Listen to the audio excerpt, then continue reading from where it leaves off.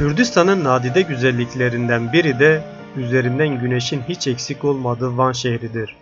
1700 metrelik rakımına rağmen Türkiye'nin en büyük gölünü bünyesinde saklamakta. Gölün şehre ve bulunduğu bölgeye katkısı oldukça fazladır. Gölün doğu kıyısından güneşin batışını izlemek çok keyifli. Zira gölün büyüklüğü nedeniyle tıpkı denizlerde olduğu gibi güneş gölün sularına gömülür gibi batmaktadır. Her köşesinde gizemli uygarlıkların izlerini bulabileceğiniz Tuşba şehri, Van ilinin sınırları içerisinde kutsal bir kent saklıyor. Burası milattan önceye ve hatta daha eskiye dayanan tarihiyle adım adım geleceğe koşan insanoğlu için müthiş sırlar ve ibretlik hikayeler saklıyor.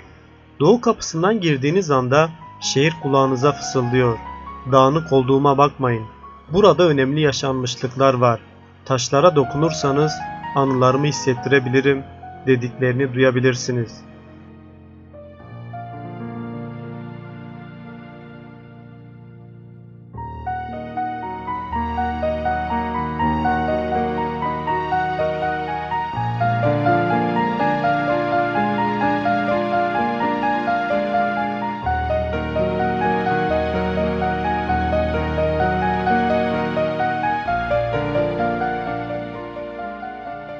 Eski Van şehrindeyiz. Van şehri bildiğimiz gibi 5000 yıllık kesintisiz bir tarihi olan bir şehirdir. Burada birçok farklı uygarlıkların bir arada yaşadığı ve birçok farklı uygarlığın geçiş noktası olarak Serhat şehri olarak kabul edilir. Bulunduğumuz alan eski Van şehrinin kurulduğu alandır. Milattan önce 2000 yıllarında Huriler buraya geliyor. Şehrin asıl kuranlar ise Urartulardır. Urartular milattan önce 9. yüzyıldan başlayarak Van Kalesi'ni ve Tuşba'yı başkent yapmışlardır. Burada birçok tarihi eser bırakmışlardır. Bu bölgede Urartulardan sonra Medler, Persler, Büyük İskender, Sasaniler, Partlar, Osmanlılar, Selçuklular bu bölgeye egemen olmuştur. Burası 1915 yılına kadar halkın yaşadığı bir bölge olarak kabul ediliyor. 12. yüzyıldan başlanılarak şehrin etrafı tamamen surlarla çevrelenmiştir. Şehre 3 kapıdan giriş yapılıyor. Hemen doğuda Tebriz kapısı bulunmaktaydı. Ve şehrin ana girişi burasıydı. Beylerbeyi kapısı, bir de İskele kapısı, kuzeyde İskele kapısı bulunmaktaydı. Şehirde farklı kaynaklarda farklı rakamlarla anlatılsa da 35.000 ile 109.000 arasında insanın yaşadığı söylenmektedir. Burada yaşayan insanlar 1896 sayımlarına göre, Osmanlı sayımlarına göre 53 bini Müslüman, 56 bini ise Müslüman olmayanlardan oluşmaktaydı. Müslüman olmayanlar söylendiğinde genelde aklımıza Ermeniler geliyor ama Ermeniler dışında Ezidiler, Süryaniler ve Yahudiler de Van'da yaşıyordu. Şehir merkezi 5400'e yakın ev bulunmaktaydı ve 1600'den fazla dükkan bulunmaktaydı. Şehirde 28 cami ve 15 tane de kilise bulunmaktaydı. Ermeniler daha çok şehrin kuzeydoğu bölgesinde yaşıyorlardı, Tebriz Kapısı bölgesinde. Ama bazı mahallelerde de Müslümanlar ve Hristiyanlar bir arada yaşamaktaydı.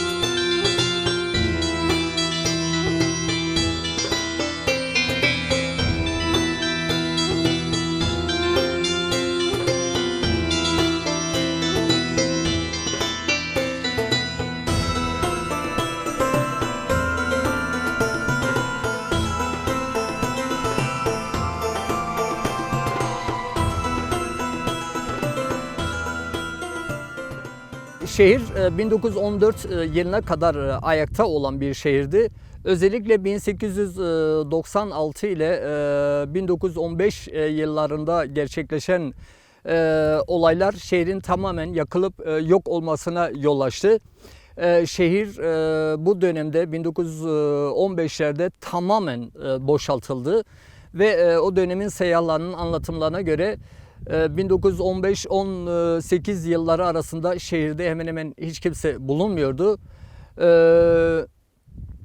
Ve şehir tamamen terk edilmişti ve birçok bölge tamamen yakılıp yok edilmişti. Surların hemen doğusunda bulunan bölge, yani bugünkü Van şehrinin kurulduğu alan Bağlar bölgesi olarak kabul ediliyor. Burası tamamen üzüm bahçelerinin ve bağların olduğu bölgeydi. Burada pek fazla bir yerleşim bulunmamaktaydı. Burada sadece yazın insanların kaldığı ve 19. yüzyıldan itibaren de yabancıların ikamet ettiği, özellikle misyonerlerin ikamet ettiği bölgeler olarak kabul ediliyor.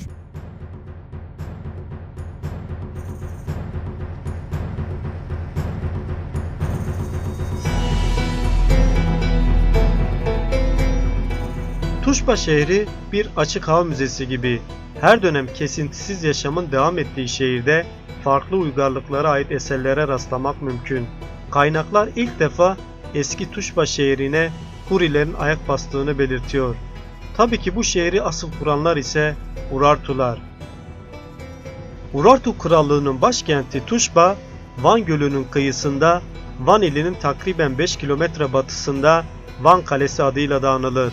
Tuşba'nın başkenti olarak kuruluşu, güneydeki ezeli düşman Asur'a ve de çetin doğa şartlarına karşı verilen mücadelenin uzun öyküsüdür.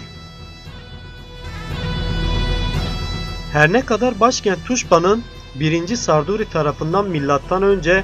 9. yüzyılda kurulmuş olduğu düşünülse de Van Kalesi höyündeki arkeolojik veriler bu kentin geçmişinin iskan tarihi açısından M.Ö. 3. bin yıllara kadar uzandığını göstermektedir. Kalenin yaklaşık 5 kilometre güneyinde yer alan Tilkitepe höyünde ise en erken tabakalar Kalkolitik döneme tarihlenir. Tuşba'nın adı Asur kaynaklarında Turuşba'dır. Daha sonraki çağlarda Tuşba'dan türeyen Tuhosiba, Tosp adlarıyla anılmıştır. Van adı ise Urartuların kendi öz varlıklarını tanımladıkları Bianili teriminden gelmektedir. İban, Boğana gibi adlar Biane'den türeyerek zamanla Van'a dönüşmüştür.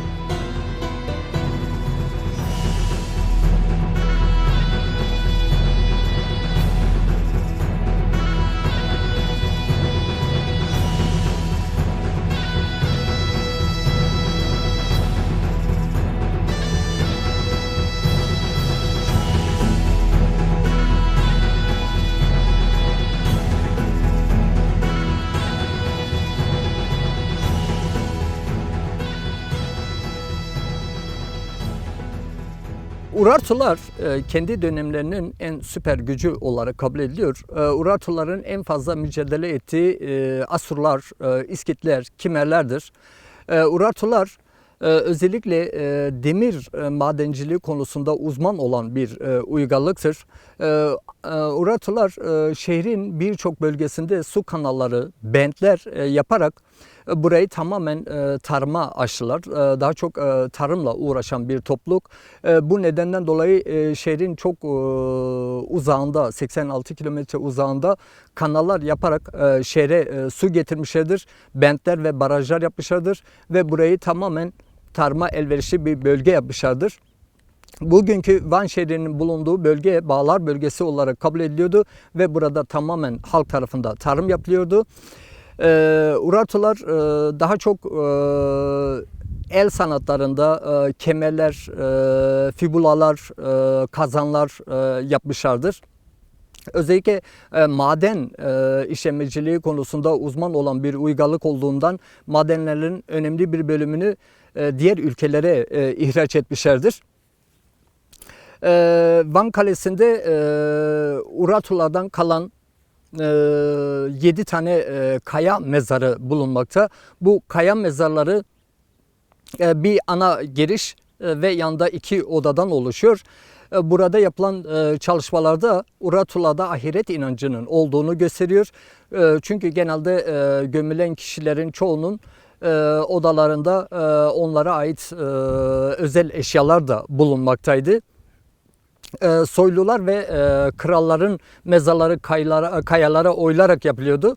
Halk ise daha çok toprak altında 2 odalı basit yapılar, basit mezarlar şeklinde mezarlar kazılıyordu.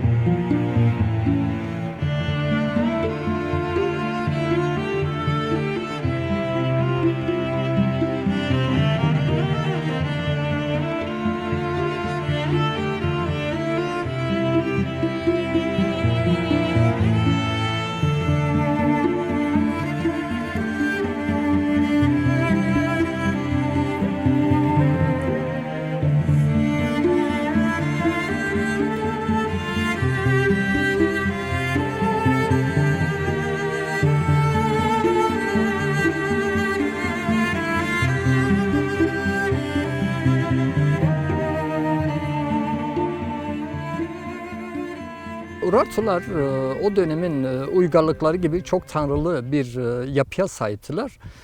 Genelde birçok tanrıya inanıyorlardı.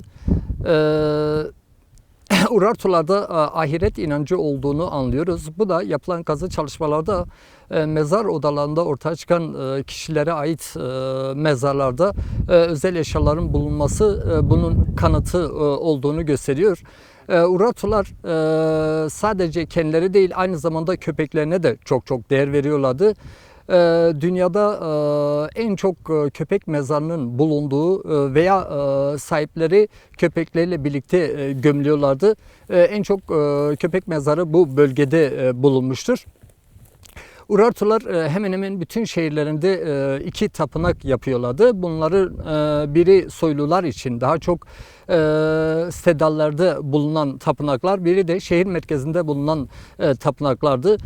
Tapınaklarda yılın belirli günlerinde tanrılarına dişi hayvanlardan oluşan kurbanlar keserlerdi ve bu kurbanların kanını akıtmak için oluklar yapmışlardı. Hemen kalenin kuzey tarafında bugün analı kızlı olarak bilinen Urartu Tapınağı günümüze sağlam bir şekilde ulaşabilmiş ender tapınaklardan biridir. Bu tapınak tamamen taşa oyularak yapılan bir tapınaktır. Günümüzde de Van şehrindeki birçok kişi gelip burada dileklerde bulunuyor veya bu oluklarda kayarak dileklerinin gerçekleşeceğine inanıyorlar.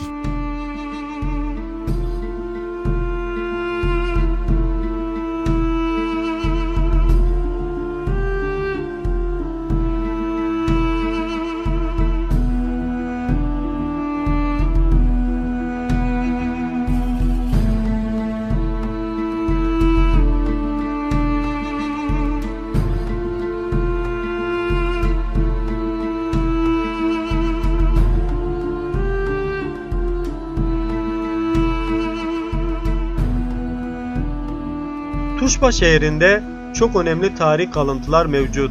Bunlardan bir tanesi de Hüsrev Paşa Külliyesi. 16. yüzyılda Mimar Sinan döneminde Van Beylerbeyi Hüsrev Paşa tarafından inşa ettirilmiş olan külliyede cami, türbe, medrese, han ve çifte hamam bulunmakta. Cami, kare planlı olup üzeri tromplarla geçişi sağlanan bir kubbe ile örtülüdür.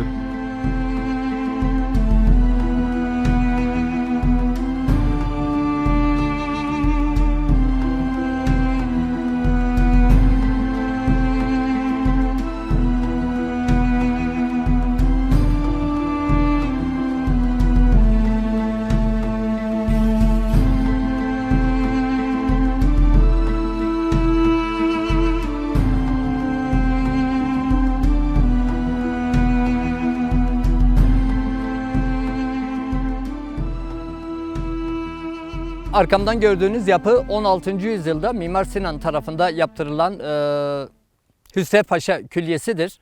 Hüsrev Paşa Külliyesi cami, türbe, han, hamam, imarethane ve Sibyan Mektebi'nden oluşmaktadır.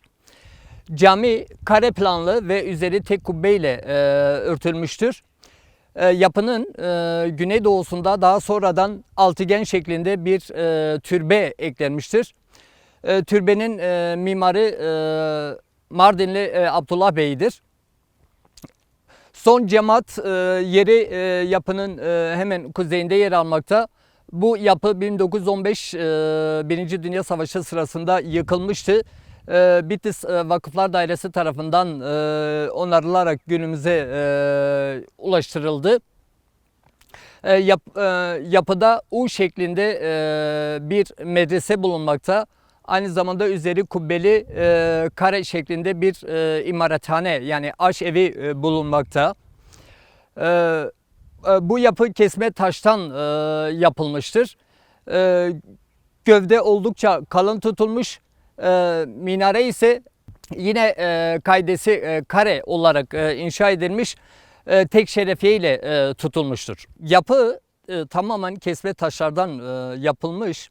Ve yapının beden duvarları mazgallı pencerelerle renklendirilmiştir, hareketlendirilmiştir. Türbe altıgen şeklinde yapılmış ve türbenin etrafı kemerli pencerelerle hareketlendirilmiş. Kubbe ise ekstralarla hareketlendirilmiştir. Bunları söyleyebiliriz.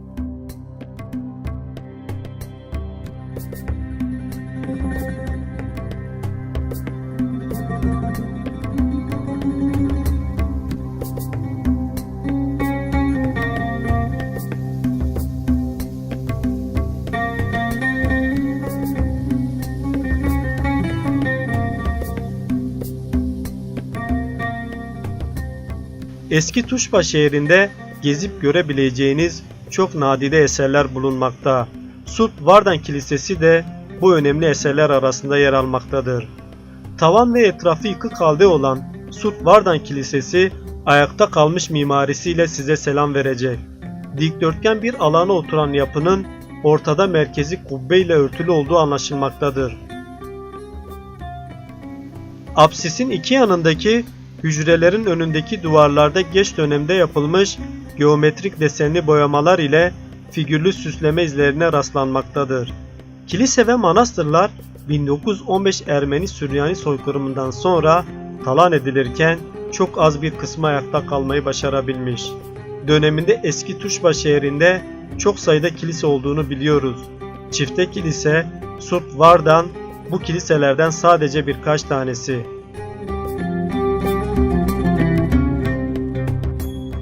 Şimdi Surt Vardan Kilisesi'ndeyiz. Bu kilise dikdörtgen olarak planlanmış. Batı bölgesinde narteksi olan, ortada naosu olan ve doğuda beş kenarlı, sivri kemerli ve kör nişlerle çevrelenmiş apsisi olan bir kilise burası. Burası tabii ki süslemelerin büyük çoğunluğu yıkıma uğramış. Yapının büyük çoğunluğu yıkılmış. Özellikle defineciler yapının birçok bölgesinde kazılar yapmıştır. Bu yapı Tam olarak hangi tarihte yapıldığı bilinmemektedir. Ama 12. yüzyıldan sonra burada Tebrizkapı bölgesinde yaşayan Ermeniler tarafında yapıldığı bilinmekte. Yapı naosun üzeri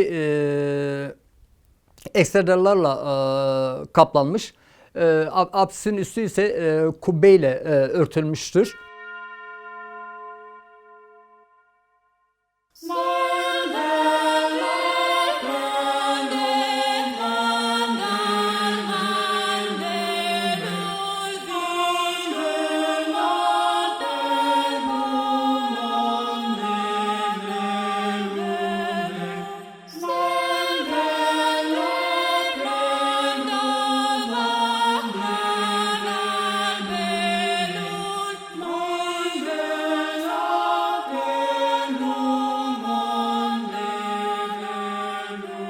Apsisin her iki tarafında pasaporyon hücreleri bulunmakta.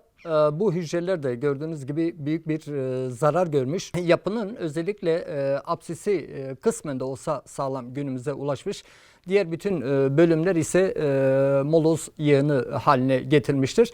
Yapıda izlerinden gördüğümüz kadarıyla süslemeler bulunmakta. Bu süslemeler de büyük çoğunluğu daha sonraki süreçte sökülmüştür.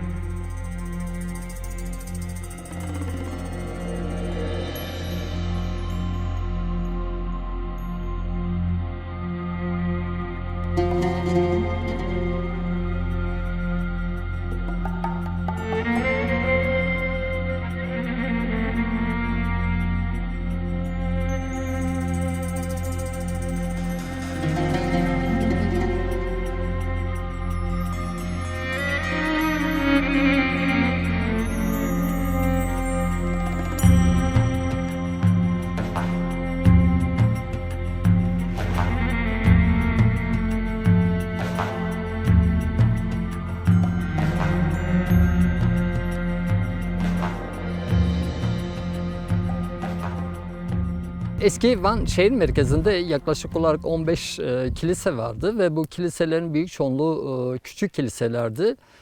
Büyük çoğunluğu aynı plan ve şekilde tipte yapılan yapılardı. Bu yapıların büyük çoğunluğu birbirine yakın kiliselerdi. Bazıları manastır olarak da kullanılıyordu. Büyük çoğunluğu daha çok Tebriz Kapısı bölgesinde bulunuyordu. Ermenilerin yoğun olarak yaşadığı mahallelerde bu kiliseleri görebiliyoruz. Şu anda arkada gördüğümüz yine Ermenilerden kalan ve günümüzde çok az bir bölümü ulaşabilmiş Stepanos Kilisesi'ni görüyoruz. Bu da Sörtvardan Kilisesi'nin bir tekrarı niteliğinde, zaten hemen yanında yer alan bir yapı.